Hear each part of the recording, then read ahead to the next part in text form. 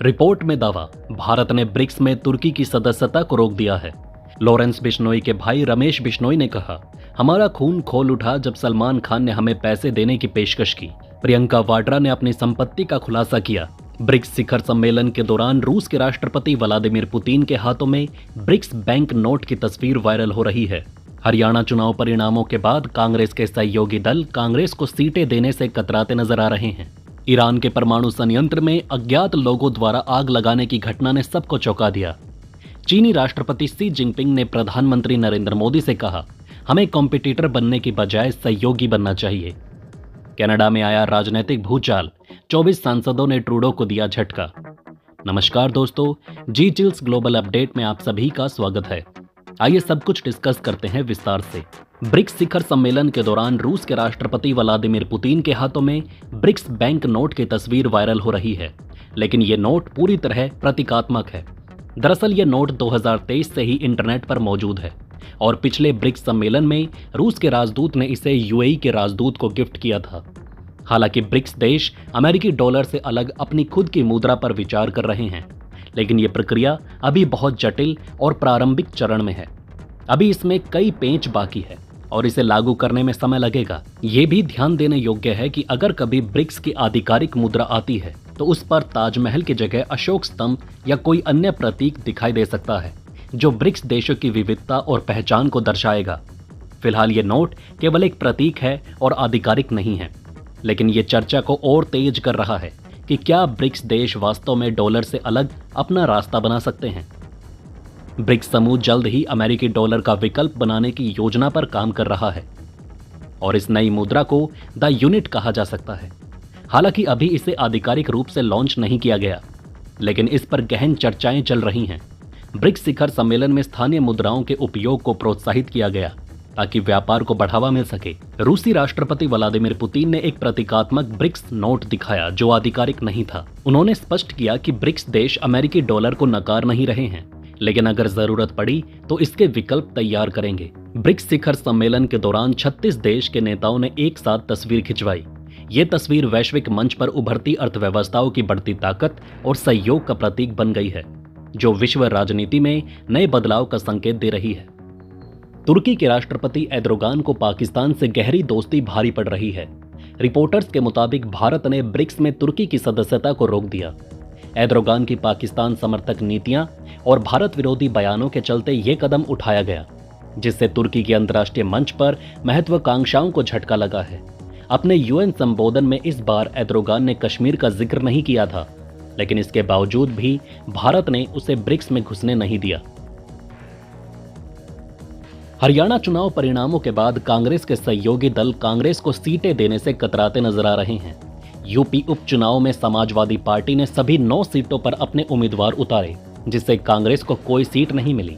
महाराष्ट्र में भी कांग्रेस को केवल 85 सीटों पर चुनाव लड़ने दिया जाएगा, जबकि पहले 115 सीटों की योजना थी। बिहार में राष्ट्रीय जनता दल ने कांग्रेस को एक भी सीट नहीं दी।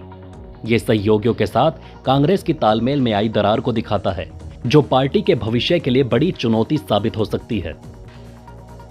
ईरान के परमाणु संयंत्र में अज्ञात लोगों द्वारा आग लगाने की घटना ने सबको चौंका दिया है। ईरान के सुप्रीम लीडर अली खामेनी की लोकेशन भी अज्ञात है।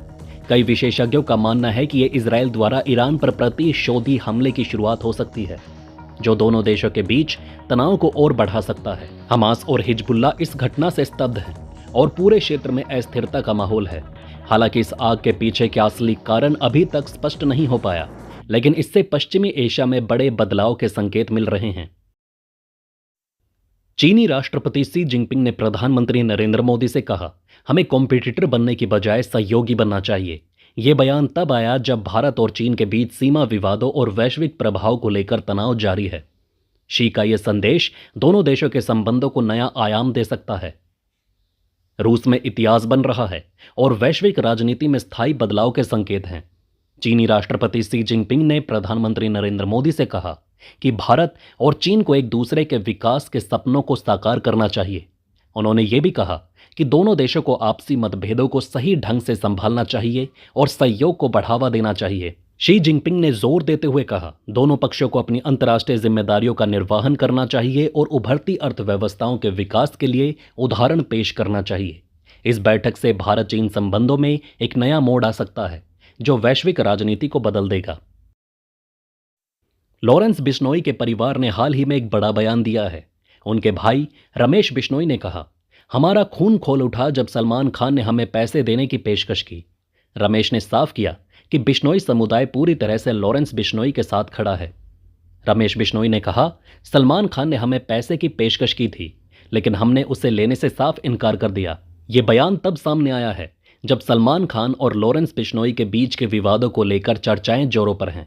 बिश्नोई समुदाय सलमान खान को काले हिरन शिकार मामले से जोड़ता है, जिसे बिश्नोई समाज अपने धार्मिक और सांस्कृतिक मान्यताओं का उल्लंघन मानता है। ये मामला न केवल कानूनी मुद्दों तक सीमित है, बल्कि सांस्कृतिक और सामुदायिक भावनाओं से भी जुड़ा हुआ है, और ऐसे में यह विवाद और गहरा होता दिखाई दे रहा है। प्रियंका वाड्रा ने अपनी संपत्ति का खुलासा करते हुए बताया कि उनकी कुल संपत्ति 12 करोड़ रुपए है, जबकि उनके पति रॉबर्ट वाड्रा के पास 65 करोड़ रुपए से अधिक की संपत्ति है। प्रियंका वाड्रा की संपत्ति में 1200 वर्ग फुट का शिमला फार्म हाउस शामिल है, जिसकी वर्तमान कीमत 5.63 करोड़ रुपए है। इसके अलावा उनके पास 4400 ग्राम सोना है, जिसकी कीमत 1.15 करोड़ रुपए आकी गई है। प्रियंका वाड्रा के पास एक होंडा CR-V कार भी है, जिसकी कीमत 8 लाख रुपए है, जिसे उनके पति ने उपहार के रूप में दिया था। उनके चल संपत्ति का मूल्य 4.24 करोड़ रुपए से अधिक है, जिसमें 3 बैंक खातों में जमा राशि भी शामिल है।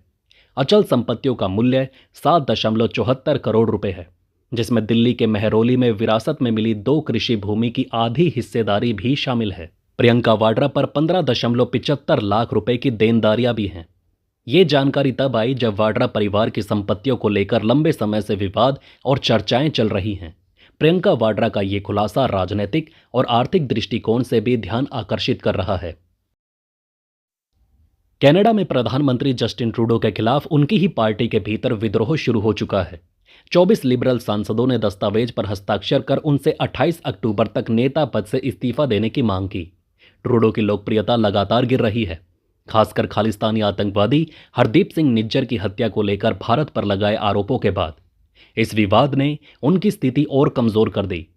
पार्टी के कई नेता असंतुष्ट हैं, और अगर ट्रूडो इस्तीफा नहीं देते तो लिबरल पार्टी आगामी चुनाव में गंभीर संकट का सामना कर सकती है। कनाडा की विदेश मंत्री मेलोनी जोली ने 15 भारतीय राजनयिकों को नोटिस पर रखने की घोषणा की, जिससे भारत कनाडा संबंधों में तनाव और बढ़ गया। खालिस्तानी आतंकवादी हरदीप सिंह निज्जर की हत्या को लेकर उठे विवाद के बाद यह बयान सामने आया। जोली ने भारत की तुलना रूस से करते हुए कहा कि दोनों देश अंतर्राष्ट्रीय दमनकारी गतिविधियों में शामिल हैं। हालांकि भारत ने इन आरोपों को खारिज कर दिया है। मेलानी जोली कनाडा में अपनी नीतियों के चलते आलोचनाओं का सामना कर रही है, और इन आरोपों की वैधता पर अंतर्राष्ट्रीय स्तर पर सवाल उठ रहे हैं। तेज दिमाग वाले लोग हर मौके का फायदा उठाना जानते हैं। जैसे ही खबर आई कि रिलायंस अपने OTT प्लेटफॉर्म जियो सिनेमा और डिज्नी हॉटस्टार का विलय करने जा रहा है, दिल्ली के एक शख्स ने तुरंत JioHotstar.com डोमेन अपने नाम से बुक कर लिया। अब ये व्यक्ति रिलायंस से इस डोमेन के बदले विदेश में पढ़ाई के खर्च की मांग कर रहा है।